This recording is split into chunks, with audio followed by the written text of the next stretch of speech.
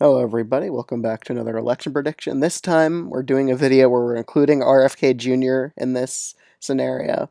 So basically, the reason I didn't include RFK previously is because usually third parties lose most of their support by the time of the general election. Sometimes they even lose it like 2/3 of their support basically.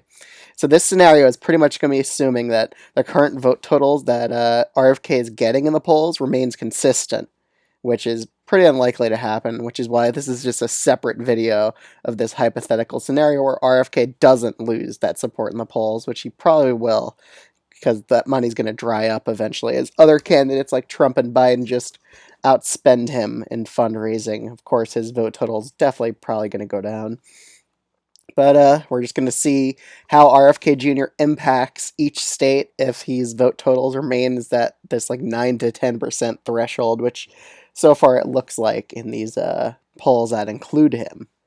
But let's get right into it. So the first few states are going to be ranking.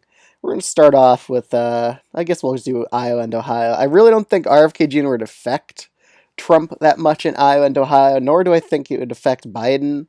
I mean, haven't really seen any polls out of here, but most of the time RFK Jr. just splits Biden and Trump support 50-50. There's other states where it hurts Trump more and other states where it hurts Biden more. We'll get into those states within this video. But for Iowa and Ohio, they pretty much remain virtually the same. Trump still wins them by over 10% each. Moving on to Texas, RFK Jr. kind of splits Biden and Trump supporters 50-50 in this state. No real effect. Same with Florida as well.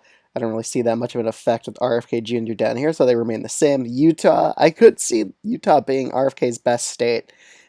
Would he get second? Would he beat out any of the major party candidates? No. So it's still pretty much a safe red state. Although I could see him hurting Trump more in this state just because, again, we saw Nikki Haley do pretty well in Utah back in the Republican primary. She made it close with Trump, with Republicans only. So keep an eye on Utah if RFK still stays decently high for a third party candidate at 9 or 10% going into the general election. Alaska, this is one state that RFK Jr. will probably do his best in as well. It has ranked choice of voting for presidential elections, but virtually it kind of remains the same with RFK on the ballot here. It doesn't really affect Biden or Trump that much. It just pulls supporters 50-50 from both. Moving on to New Hampshire and Maine. Maine, I could see a state being good for RFK Jr. I actually think he hurts Biden in the state considerably, and he also hurts Biden in New Hampshire, according to the polls. So I have both these states still going as lean Democratic, but keep an eye on Maine. This is probably one of his best performing states. Maine does like a lot of independent candidates, so that's something to keep in mind. And in Maine second, it goes from likely red to safe red because I could see RFK Jr. probably hurting Biden in the state just based on the polling we've seen so far. Going on to South Carolina, it's safe red still.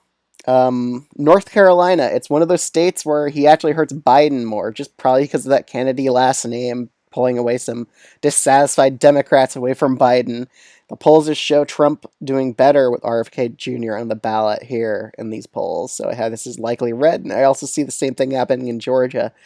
RFK Jr. hurts Biden here more than Trump, so it probably just makes it even more likely to go in favor of Trump this state, which is probably Trump's easiest state to flip from 2020.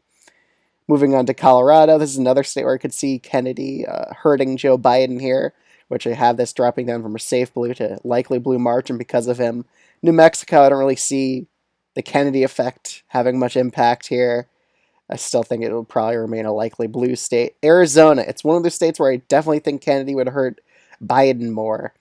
Just because I could see a lot of McCain Republicans not liking Biden, really hating Trump, and just voting Kennedy just for a third-party candidate. We also saw that Sinema was getting pretty high support in the Senate polls. So Arizona does like independence. I could see RFK absorbing a lot of votes away from Joe Biden here in the state of Arizona, which is why Trump would win Arizona, which he usually wouldn't in this general election prediction.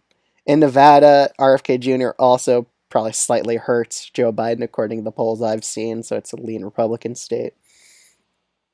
Virginia, the polls so far do show Kennedy hurting Biden more in the state of Virginia than Trump, which is why it goes down to lean blue instead of likely blue. All right, now I just have four more states remaining: Minnesota, Wisconsin, Michigan, and Pennsylvania.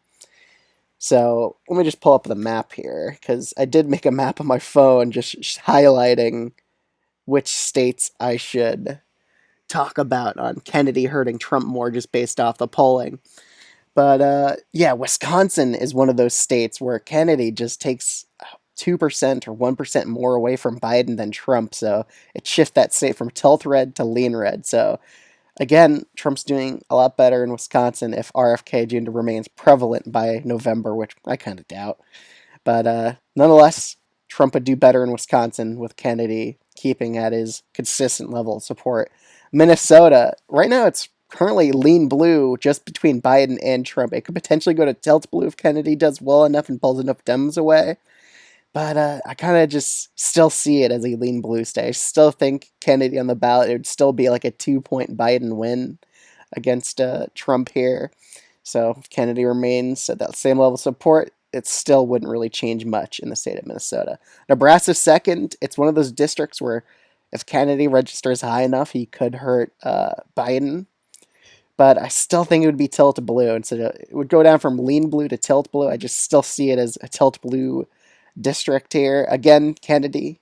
He doesn't have the most moderate views on a few issues here and there, especially with vaccines, and I just don't see him doing that well in the suburbs. I see him probably doing a bit better in the rural areas of states, maybe winning over some dissatisfied independents that hate both Biden and Trump. But I just don't really see him doing better in Nebraska second, enough to swing it from Biden to Trump here. He would probably pull a few Biden voters away, but I kind of just don't see it going tilt red for this district.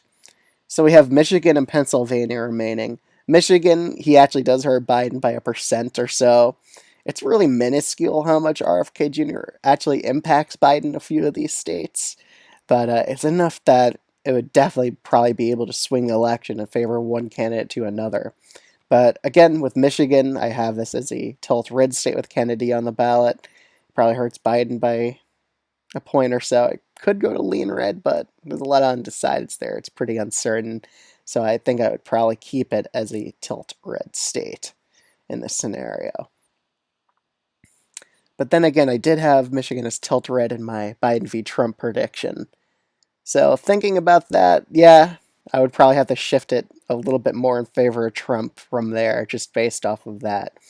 So Trump would win Michigan by over 1%, probably like instead of winning it by under 1, he would win it by like 1.5 or something like that with Kennedy hurting Biden in this state. In Pennsylvania, however, this is one of the states that RFK Jr. actually hurts Trump. He actually takes a percent away from Donald Trump here.